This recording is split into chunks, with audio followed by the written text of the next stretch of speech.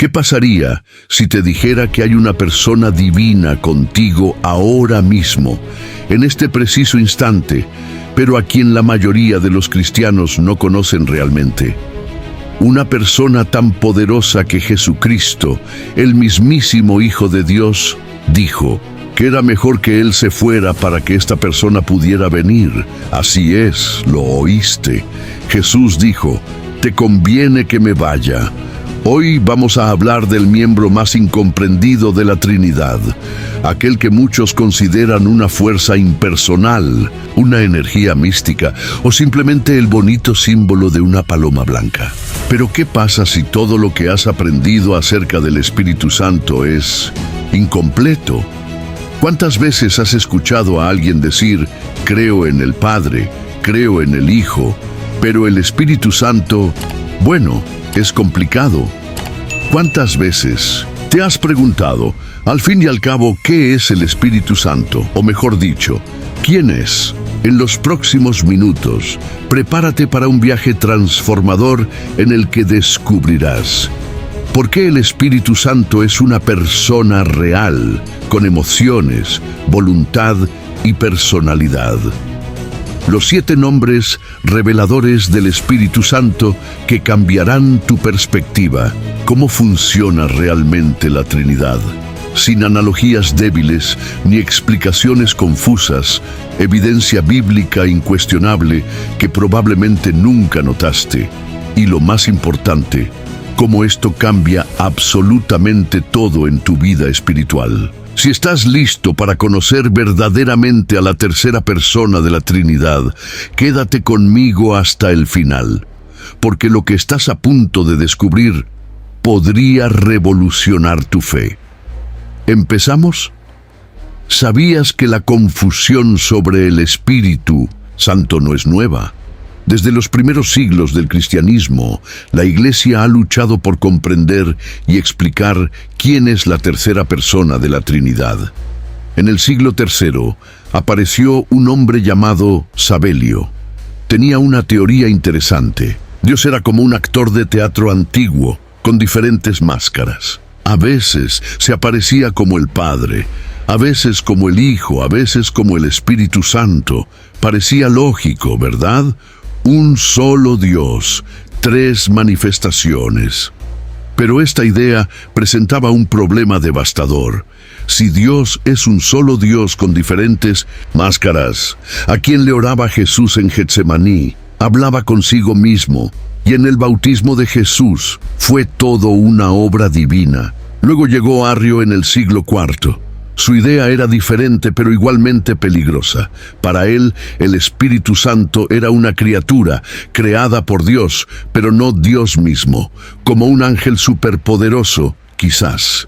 Pero piénsenlo, si el Espíritu Santo no es Dios, ¿cómo puede estar en todas partes a la vez? ¿Cómo puede conocer los pensamientos más profundos de Dios? ¿Cómo puede dar vida eterna? ¿Y por qué esto importa hoy, en el siglo XXI? Importa porque estas mismas confusiones siguen vigentes. ¿Cuántas veces has escuchado, el Espíritu Santo es la fuerza activa de Dios? Como dicen los testigos de Jehová, es solo otro nombre para Dios, como enseñan algunos grupos de ónenes. Es una energía cósmica, como predican las filosofías de la nueva era. Error número 1. El Espíritu Santo es solo una fuerza. Este es quizás el error más común. Muchos cristianos sinceros piensan en el Espíritu Santo como si fuera la fuerza de Star Wars, un poder impersonal que podemos usar. Pero respóndeme, ¿puede una fuerza estar triste? ¿Puede una energía ser insultada? ¿Puede un poder impersonal amar? La Biblia dice claramente en Efesios 4:30, no contristéis al Espíritu Santo. ¿Cómo se contrista a una fuerza? Es imposible. Cuando tratamos al Espíritu Santo como una fuerza, lo despersonalizamos. Es como tratar a tu mejor amigo como si fuera solo un recurso útil. Imagina el dolor que eso causa. Error número 2. Es solo otro nombre para Dios Padre. Este error parece más sofisticado, más teológico. Después de todo, Dios es espíritu y es santo. Así que el Espíritu Santo debe ser simplemente otro nombre para Dios, ¿no? Incorrecto. Completamente incorrecto. Si el Espíritu Santo es simplemente otro nombre del Padre, entonces Jesús mintió cuando dijo en Juan 14:16, yo rogaré al Padre y os dará otro consolador. ¿Vieron? Otro. En griego la palabra es aios, otro del mismo tipo. Jesús decía, así como yo soy una persona distinta del Padre, así también el Espíritu Santo es una persona distinta de ambos. En el bautismo de Jesús, en Mateo 3:16-17, vemos claramente a las tres personas. Jesús siendo bautizado, el Espíritu descendiendo como paloma y el Padre hablando desde el cielo. Tres personas, un momento, una misión. Error número 3. Es inferior al Padre y al Hijo. Este es el error más sutil y peligroso. Muchos cristianos, sin darse cuenta, tratan al Espíritu Santo como el miembro menor de la Trinidad. Como si existiera una jerarquía, el Padre arriba, el Hijo en el medio, el Espíritu Santo abajo. Pero miremos lo que dijo Jesús en Mateo 12:31-32. La blasfemia contra el Espíritu Santo no será perdonada.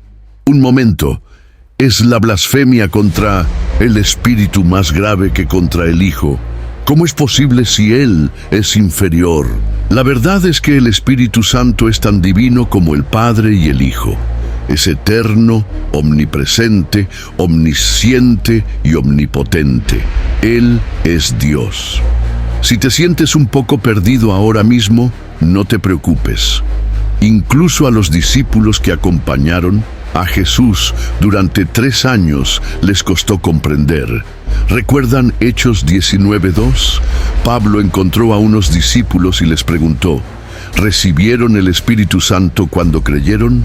Ellos respondieron, ni siquiera hemos oído que exista el Espíritu Santo. Imagínense, discípulos que ni siquiera sabían de la existencia del Espíritu Santo. Pero aquí está la buena noticia. Jesús prometió que el Espíritu Santo mismo nos enseñaría todas las cosas. Así que, si hoy tienes un corazón abierto, Él mismo te revelará quién es. ¿Vamos a profundizar más? Ahora vamos a entrar en la parte más fascinante de este estudio. Les mostraré evidencia bíblica incuestionable de que el Espíritu Santo es una persona real, no una fuerza ni una energía. ¿Y sabes cuál es el criterio para determinar si algo es una persona? No es tener un cuerpo físico.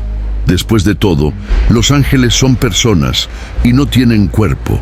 Lo que define la personalidad son 3 características: intelecto, capacidad de pensar, emoción, capacidad de sentir, y voluntad, capacidad de decidir.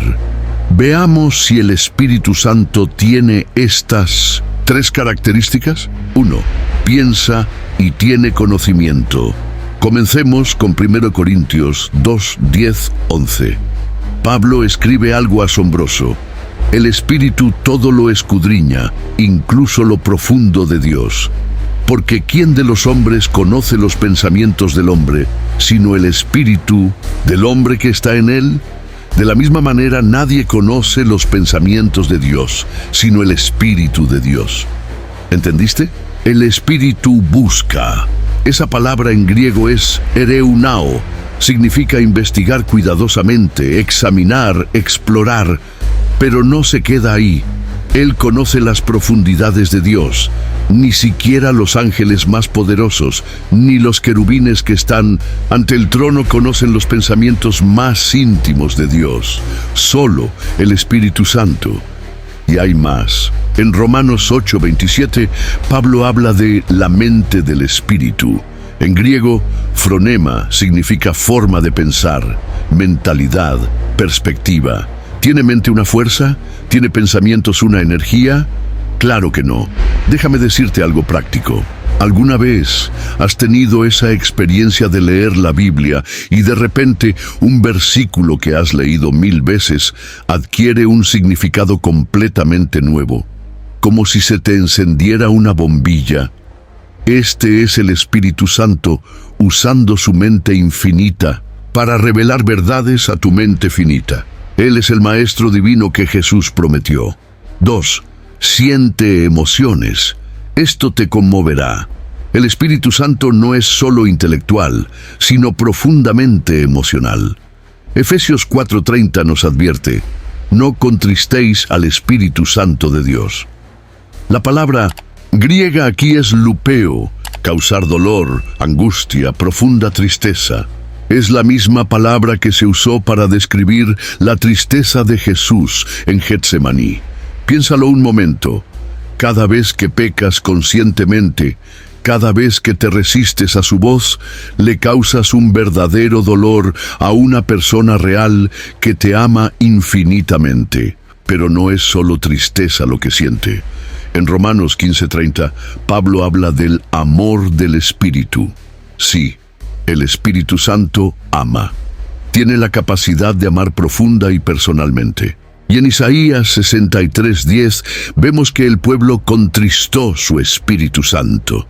La palabra hebrea aquí implica causar un profundo dolor emocional. Permítanme compartir una historia que ilustra esto. Un pastor cuenta que estaba a punto de ver una película que sabía que no debía. Al darle al play, sintió una tristeza profunda, casi física, que no era suya. Era como si alguien muy querido estuviera a su lado, decepcionado. Lo reconoció. Era el Espíritu Santo. Apagó el televisor y fue a orar, pidiendo perdón. ¿Alguna vez has sentido eso? Esa tristeza que no es tuya cuando estás a punto de hacer algo malo. Es el Espíritu Santo, una persona que te ama, quien se entristece. 3. Tiene voluntad propia. Ahora llegamos al tercer aspecto de la personalidad, la voluntad, la capacidad de tomar decisiones. 1 Corintios 12:11 es muy claro al respecto. Pero todas estas cosas las hace uno y el mismo Espíritu, repartiendo a cada uno en particular como Él quiere. Como quieras, en griego, boulomai, ejercitar la voluntad, decidir, determinar. El Espíritu Santo no es un robot programado. Él toma decisiones. Él decide dar el don de profecía a uno y el don de sanidad a otro. Él decide cuándo y cómo actuar. Veamos Hechos 16:6-7. Pablo y su equipo intentan ir a Asia a predicar el Evangelio. El texto dice: el Espíritu Santo se lo prohibió. Intentan ir a Bitinia. El Espíritu de Jesús no se lo permitió. El Espíritu Santo decía: no, Pablo, tengo otros planes. Ve a Macedonia. Fue una decisión estratégica del Espíritu que cambió la historia. El Evangelio entró en Europa, y en Hechos 13:2 vemos a la iglesia de Antioquía adorando y ayunando cuando el Espíritu Santo dijo: apartadme a Bernabé y a Saulo para la obra a la que los he llamado. Entiende, he sido llamado. Decisión personal del Espíritu Santo. 4. Él habla. Si todavía hay alguna duda sobre la personalidad del Espíritu Santo, veamos cuántas veces la Biblia lo registra hablando. Hechos 8:29. El Espíritu le dijo a Felipe: acércate y únete a este carro. Resultado: el eunuco etíope se salvó y el Evangelio llegó a África. Hechos 10:19-20. Mientras Pedro meditaba en la visión, el Espíritu le dijo: Simón, 3 hombres te buscan, levántate, baja y ve con ellos, no dudes de nada, porque yo los he enviado. Apocalipsis 2:7 y en todas las cartas a las iglesias. El que tiene oído, oiga lo que el Espíritu dice a las iglesias. El Espíritu Santo no está mudo. Habla y sigue hablando hoy. Quizás estés pensando: pero nunca he escuchado una voz audible del Espíritu Santo. La mayoría de las veces Él no habla audiblemente. Habla a nuestro espíritu, esa convicción profunda, esa dirección clara, ese no interior cuando vamos a hacer algo malo, ese impulso de hablarle a alguien de Jesús. Un misionero en China cuenta que, mientras caminaba por la calle, escuchó, con claridad en su espíritu, «Entra en esa tienda». Obedeció. El tendero al verlo rompió a llorar. «Anoche soñé que un extranjero venía a hablarme del Dios verdadero. ¿Eres tú?» Este es el Espíritu Santo hablando y actuando. 5. Actúa como una persona. Veamos rápidamente otras acciones personales del Espíritu Santo. Él enseña, el Consolador, el Espíritu Santo. Él os enseñará todas las cosas. Juan 14:26. Un maestro es una persona, no una fuerza. Él testifica. Cuando venga el Consolador, Él dará testimonio de mí. Juan 15:26. Los testigos son personas. Él convence.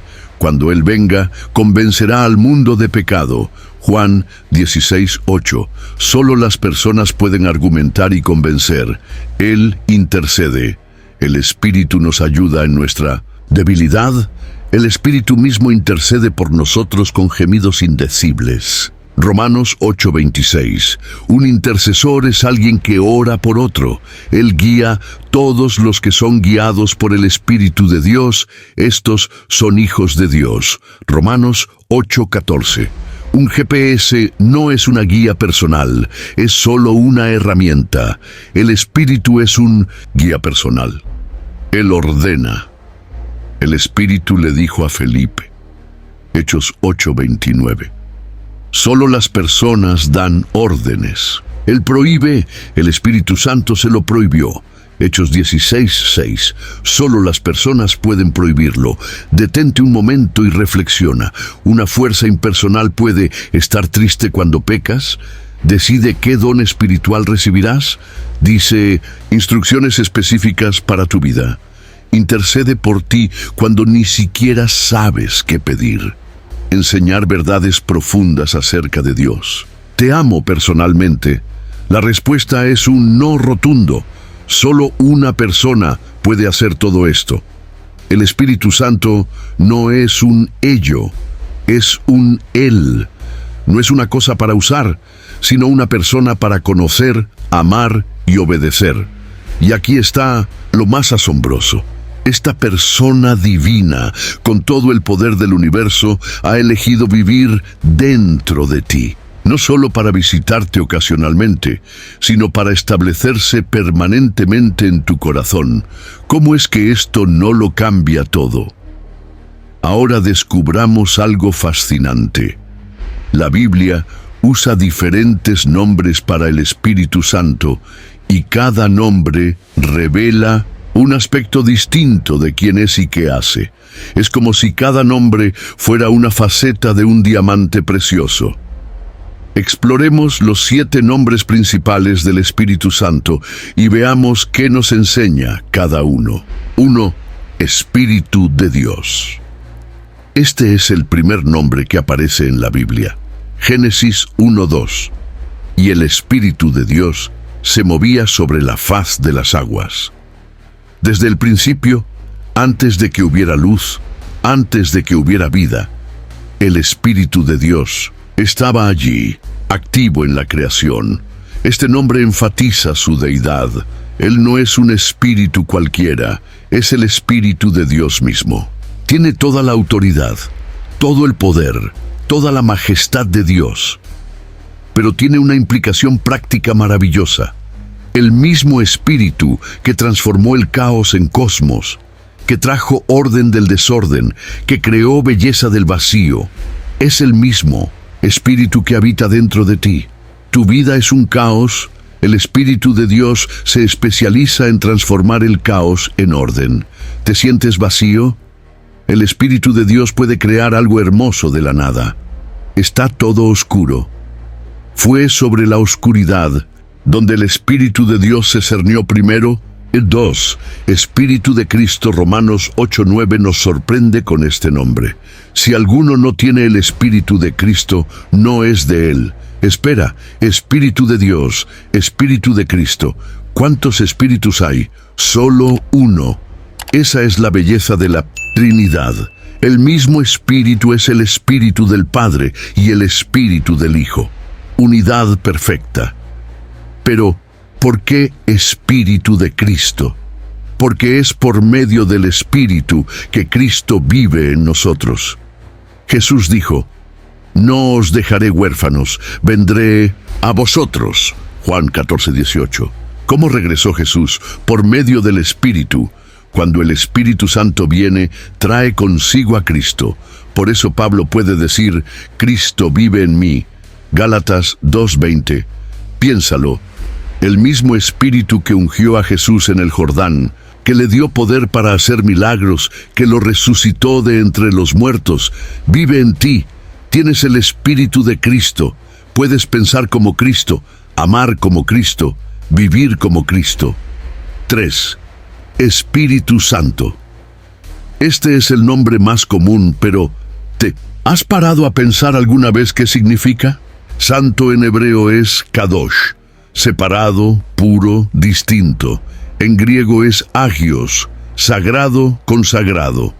El Espíritu es santo en su esencia. No solo posee santidad, sino que es santidad. Es la fuente de toda pureza, de toda perfección moral. Y aquí está el milagro.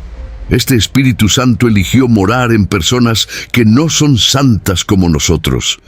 Pero Él no viene solo a sentarse, viene a santificarnos como Él es santo.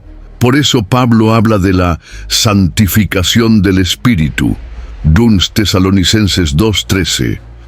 Cada día el Espíritu Santo obra para hacerte más como Jesús. Cada no al pecado, cada sí a la obediencia, es el Espíritu Santo formando santidad en ti. 4. Espíritu de verdad. Jesús introduce este nombre en Juan 16:13. Cuando venga el Espíritu de la verdad, Él os guiará a toda la verdad. Vivimos en una era de noticias falsas y de relativismo, donde cada uno tiene su propia verdad. Pero el Espíritu Santo es el Espíritu de la verdad absoluta, inmutable y eterna. Él no solo dice la verdad, Él es la verdad misma. Es imposible que mienta o engañe, y Él tiene una misión: guiarte hacia toda la verdad. No solo la verdad religiosa, sino toda la verdad necesaria para tu vida. ¿Necesitas tomar una decisión importante? El Espíritu de la verdad puede mostrarte el camino. ¿Te confunden tantas voces diferentes? El Espíritu de la verdad puede traer claridad. ¿Te están engañando? El Espíritu de la verdad puede desenmascarar la mentira. 5. Espíritu de vida. Romanos 8:2 proclama: la ley del Espíritu de vida en Cristo Jesús me ha librado de la ley del pecado y de la muerte. En Espíritu Santo es el dador de vida, no solo vida biológica, sino vida espiritual, vida eterna, vida abundante. Fue Él quien insufló vida a Adán. Fue Él quien resucitó a Jesús de entre los muertos. Es Él quien da nueva vida a todo aquel que cree. Pero no se detiene en la conversión. El Espíritu de vida sigue dando vida. Vida a tus sueños muertos. Vida a tus relaciones moribundas. Vida a tu fe cuando es débil. Vida para tu ministerio cuando parece infructuoso. Donde está el Espíritu de vida, la muerte no puede prevalecer. 6. Espíritu de gracia. Hebreos 10:29 habla de no insultar al Espíritu de gracia. Gracia, favor inmerecido, capacitación sobrenatural, bondad inexplicable. El Espíritu Santo es el administrador de la gracia de Dios. Es a través de Él que toda la gracia fluye a nuestras vidas. ¿Te has preguntado alguna vez cómo puedes perdonar a alguien que te ha herido profundamente? Espíritu de gracia. ¿Cómo amas a las personas difíciles, Espíritu de gracia? ¿Cómo encuentras paz en medio del caos, Espíritu de gracia? ¿Cómo superas las tentaciones que siempre te vencieron, Espíritu de gracia? Él no solo muestra gracia, Él te da poder con gracia para vivir sobrenaturalmente. 7. Consolador, Paracleto. Este es quizás el nombre más conmovedor. Juan 14:16. Y yo rogaré al Padre y os dará otro consolador para que esté con vosotros para siempre. Paráclito en griego significa literalmente llamado a un lado. Es alguien que viene a tu lado en momentos difíciles. El término se utilizó para abogado defendiendo en el tribunal, amigo que consuela en la tristeza, mentor que asesora sobre decisiones, guerrero que protege en la batalla. El Espíritu Santo es todo esto para ti. Cuando eres acusado por el diablo, el Paráclito es tu abogado. Cuando tu corazón está roto, el Paráclito es tu consolador. Cuando no sabes qué hacer, el Paráclito es tu consejero. Cuando estás bajo ataque espiritual, el Paráclito es tu protector. Y lo mejor, Jesús dijo que estaría con nosotros para siempre, no hasta que peques, no hasta que fracases, para siempre. Cada uno de estos nombres revela un aspecto glorioso del Espíritu Santo. Él no es solo una fuerza, es el Espíritu de Dios, de Cristo Santo, de verdad, de vida, de gracia, nuestro eterno Consolador. ¿Cómo cambia tu vida cuando entiendes quién vive realmente dentro de ti? Ahora llegamos al corazón del misterio. ¿Cómo pueden tres personas ser un solo Dios? La doctrina de la Trinidad ha desconcertado a mentes brillantes durante siglos, pero intentemos comprenderla juntos. Primero, seamos sinceros. Ninguna analogía humana puede explicar a la perfección la Trinidad. ¿Por qué? Porque Dios es único. No hay nada en la creación exactamente igual a Él. Pero veamos algunas analogías que, aunque imperfectas, nos ayudan a comprender aspectos de la Trinidad. La analogía del agua. Muchos usan esta. El agua puede existir en forma de hielo, líquido y vapor. Tres formas, una sola sustancia. Pero cuidado, esta analogía puede llevar al modalismo, la herejía que afirma que Dios solo cambia de forma. El agua no puede ser hielo, líquido y vapor al mismo tiempo en el mismo lugar. Pero el Padre, el Hijo y el Espíritu Santo existen simultáneamente. La analogía del huevo, cáscara, clara y yema. Tres partes, un huevo. Problema. Esto sugiere que Dios está dividido en partes, lo cual es una herejía. Dios no es 1-3 Padre, plus 1-3 Hijo, plus 1-3 Espíritu. Cada persona es 100% Dios. La analogía del sol. Esto es mejor. El sol, estrella, la luz que emana de él y el calor que sentimos. Tres aspectos distintos pero inseparables de una misma realidad. El sol siempre genera luz y calor. No puede haber sol sin luz y calor. Son distintos, pero inseparables. Así, el Padre engendra eternamente al Hijo y exhala el Espíritu. Siempre ha sido así y siempre será así. No hay Padre sin el Hijo y el Espíritu.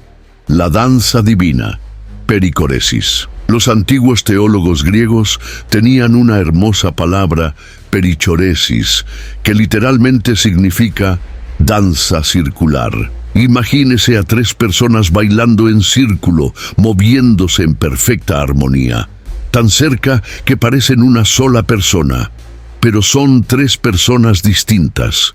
El Padre, el Hijo y el Espíritu Santo existen en una relación eterna de amor, en una danza de perfecta unidad y diversidad.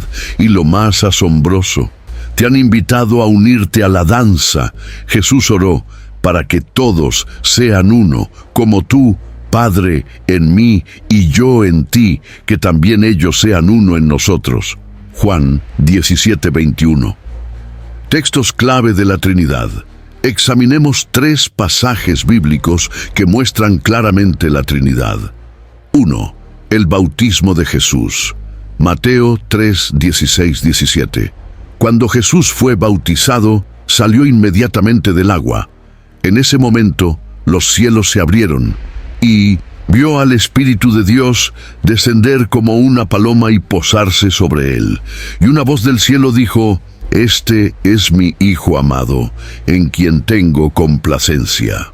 Mira la escena. El Hijo está siendo bautizado, el Espíritu desciende visiblemente, el Padre habla audiblemente.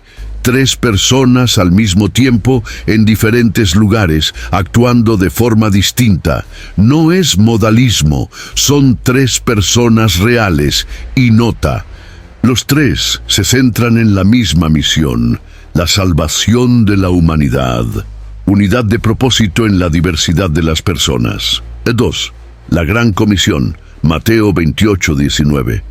Por tanto, id y haced discípulos a todas las naciones, bautizándolos en el nombre del Padre, y del Hijo, y del Espíritu Santo. Tenga en cuenta algo crucial: en nombre. Singular, no nombres. Plural. Un nombre, 3 personas.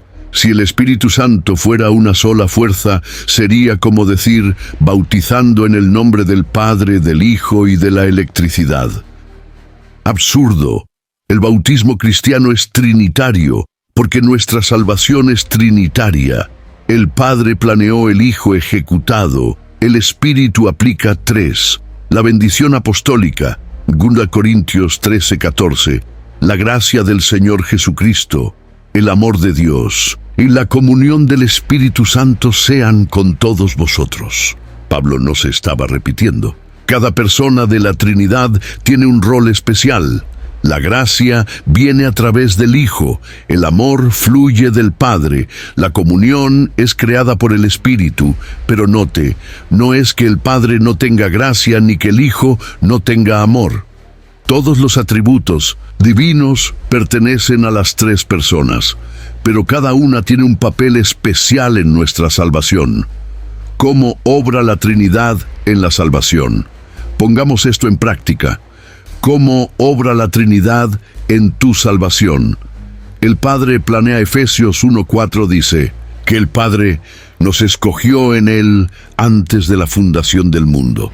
El plan de salvación nació en el corazón del Padre.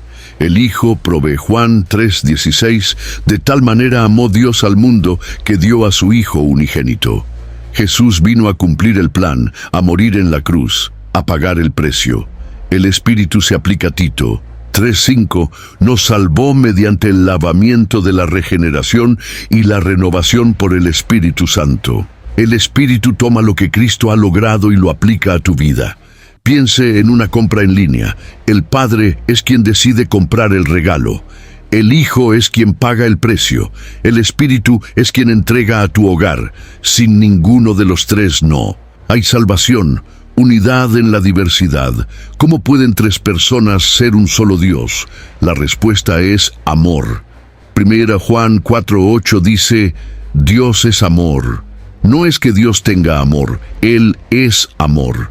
Pero piensa, el amor necesita un amante, un amado, y el amor entre ellos.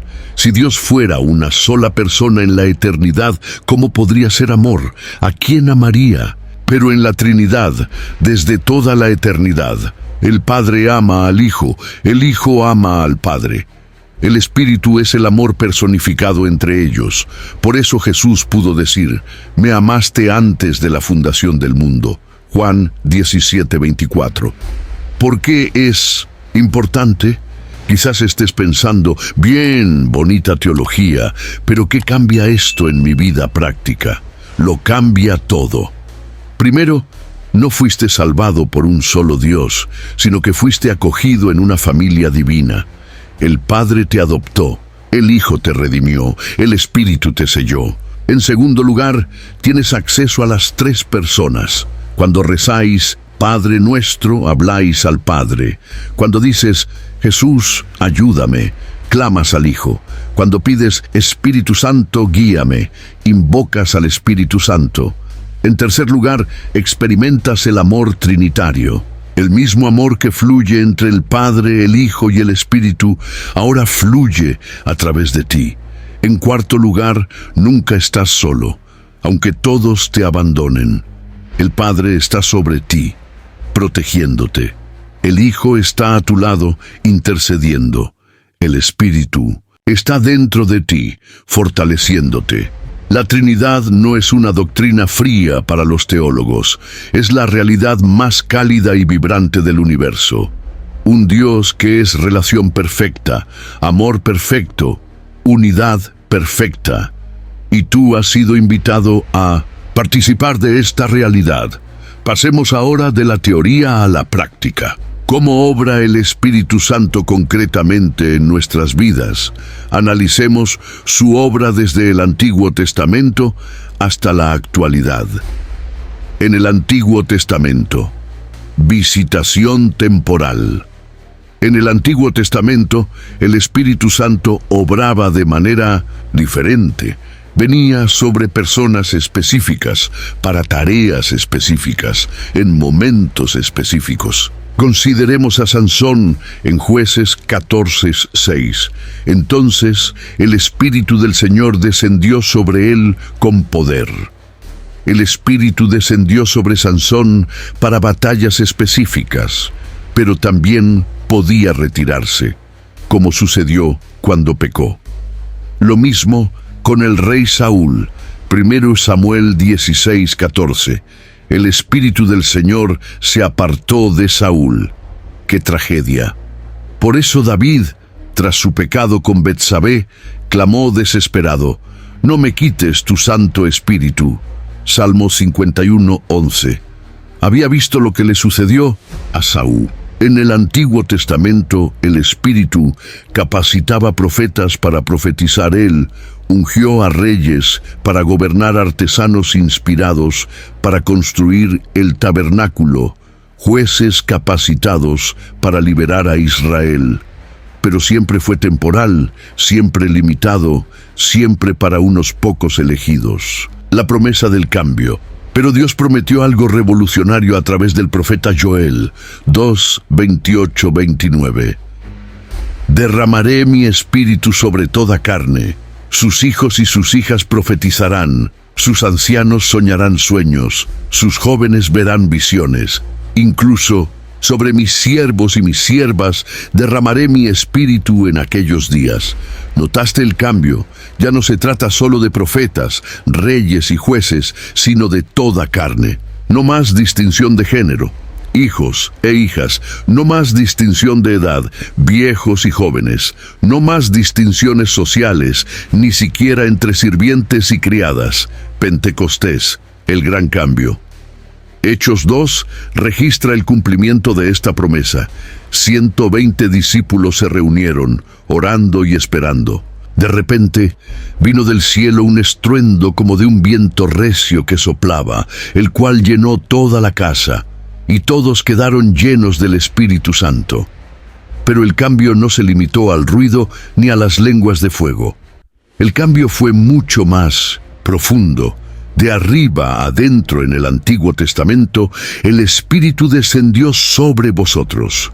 Ahora bien, Jesús dijo: «Él mora con vosotros y estará en vosotros». Juan 14:17. De temporal a permanente, Jesús prometió: «Estaré con vosotros para siempre». Juan 14:16. No más retirada del Espíritu, de pocos a todos. Pedro declaró: «La promesa es para vosotros, y para vuestros hijos, y para todos los que están lejos». Hechos 2:39. Aquellos pescadores temerosos que negaron a Jesús se convirtieron en predicadores audaces. Pedro, quien negó a Jesús ante una sirvienta, ahora predica a miles. ¿Qué cambió? El Espíritu Santo ya no nos visitaba, era nuestro morador. Hoy en tu vida, la obra completa. Veamos ahora cómo actúa el Espíritu Santo en tu vida hoy, desde la conversión hasta la glorificación. 1. En conversión, el nuevo nacimiento. Jesús fue claro: «Os es necesario nacer de nuevo». El que no nazca de agua y del Espíritu no puede entrar en el reino de Dios. Juan 3:5. El Espíritu Santo convence del pecado. Cuando Él venga, convencerá al mundo de pecado. Juan 16:8. Esa inquietud que sentías, esa conciencia de que algo andaba mal, era el Espíritu. Revelar así en Cristo. Él me glorificará porque tomará de lo mío y os lo hará saber. Juan 16:14. El Espíritu hace que Cristo sea real para ti. Regenera el corazón. Les daré un corazón nuevo y pondré un espíritu nuevo dentro de ustedes. Ezequiel 36:26. Literalmente han nacido de nuevo, sela por la eternidad. Fuisteis sellados con el Espíritu Santo de la promesa. Efesios 1:13.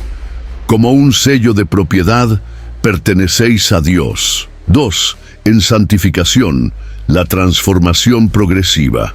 La conversión es instantánea, pero la santificación es progresiva. Cada día el Espíritu obra para transformarte, produciendo la fruta. El fruto del Espíritu es amor, gozo, paz, paciencia, benignidad, bondad, fidelidad, mansedumbre, templanza. Gálatas 5:22-23. Nota, es fruta singular, no frutas. No es un buffet donde eliges algunas, es un montón, o las tienes todas o no tienes ninguna. Y es el fruto del Espíritu, no tu esfuerzo, mortificando la carne. Si por el Espíritu hacéis morir las obras de la carne, viviréis. Romanos 8:13. Esa fuerza para decir no al pecado es el Espíritu, renovando la mente. Transfórmense mediante la renovación de su mente. Romanos 12:2. El Espíritu reprograma sus pensamientos. 3. En servicio. El empoderamiento sobrenatural. El Espíritu no te salva para que te quedes quieto, te capacita para servir, distribuyendo regalos. A cada uno le es dada la manifestación del Espíritu para el bien común. 1 Corintios 12:7. Tienes al menos un don espiritual. No es un talento natural, sino una habilidad sobrenatural. Profecía, hablar la palabra de Dios. Enseñanza, explicación de las Escrituras. Servicio, ayuda práctica. Exhortación, animar a otros. Contribución, generosidad sobrenatural. Liderazgo, influyendo para Dios. Misericordia, compasión en acción, dando audacia. Todos fueron llenos del Espíritu Santo y hablaban con denuedo la palabra de Dios. Hechos 4:31. ¿Eres tímido? El Espíritu te da valentía. ¿Te da miedo testificar? El Espíritu te da valentía. Dirigiendo la misión, el Espíritu dijo: apartadme a Bernabé y a Saulo. Hechos 13:2. El Espíritu aún dirige la misión de la iglesia. 4. En oración, la conexión divina. Quizás la obra más preciosa del Espíritu está en la vida de oración, enseñando a orar. El Espíritu nos ayuda en nuestra debilidad, pues ¿qué hemos de pedir como conviene? No lo sabemos. Romanos 8:26. ¿Cuántas veces ni siquiera sabes qué pedir? El Espíritu lo sabe, intercediendo por nosotros. El Espíritu mismo intercede por nosotros con gemidos indecibles. Romanos 8:26. Cuando el dolor es tan grande que ni siquiera puedes articular palabras, el Espíritu gime por ti. Cuando solo puedes llorar, el Espíritu convierte tus lágrimas en oraciones, dando acceso al Padre. Por medio de Él, Cristo, los unos y los otros tenemos entrada por un mismo Espíritu al Padre. Efesios 2:18. El Espíritu es lo que te conecta con el Padre, es la línea directa al cielo. Aplicaciones prácticas. ¿Cómo vivir en el Espíritu? Ahora bien, ¿cómo puedes experimentar más del Espíritu Santo en tu vida diaria? 1. Ser llenos del Espíritu. Sed llenos del Espíritu. Efesios 5:18. En griego es un mandato continuo. Sigan siendo llenos. No es algo que ocurre una sola vez, sino un estilo de vida. ¿Cómo? Confiesa todo pecado conocido. Ingresos en cada área de tu vida, pídele al Espíritu que tome el control. Obedezca su voz con prontitud. 2. No tristéis el Espíritu. No contristéis al Espíritu Santo. Efesios 4:30. ¿Qué entristece al Espíritu? Malas palabras, verso 29. Amargura e ira, verso 31. Falta de perdón, verso 32. Cualquier pecado consciente, recuerda, estás entristeciendo a una persona que te ama. 3. No abandones el Espíritu, no apaguéis el Espíritu. 1 Tesalonicenses 5:19. ¿Cómo se extingue el Espíritu? Ignorar tus impulsos, resistiendo su dirección, despreciando las profecías, ser indiferente a su presencia. Es como echar agua al fuego. Puedes apagar la llama de su obra en tu vida. 4. Andar en el Espíritu. Andad en el Espíritu, y no satisfagáis los deseos de la carne. Gálatas 5:16. Caminar implica paso a paso, decisiones diarias, dirección correcta siguiendo su ejemplo, ritmo constante, perseverancia, compañía, conciencia de su presencia. El Espíritu Santo no es una doctrina para estudiar, sino una persona para conocer. No es un poder para usar, sino un amigo para amar. No es una fuerza distante, sino un consolador presente. Él está ahí, ahora mismo, queriendo llenarte, usarte, transformarte. La pregunta es, ¿lo permitirás?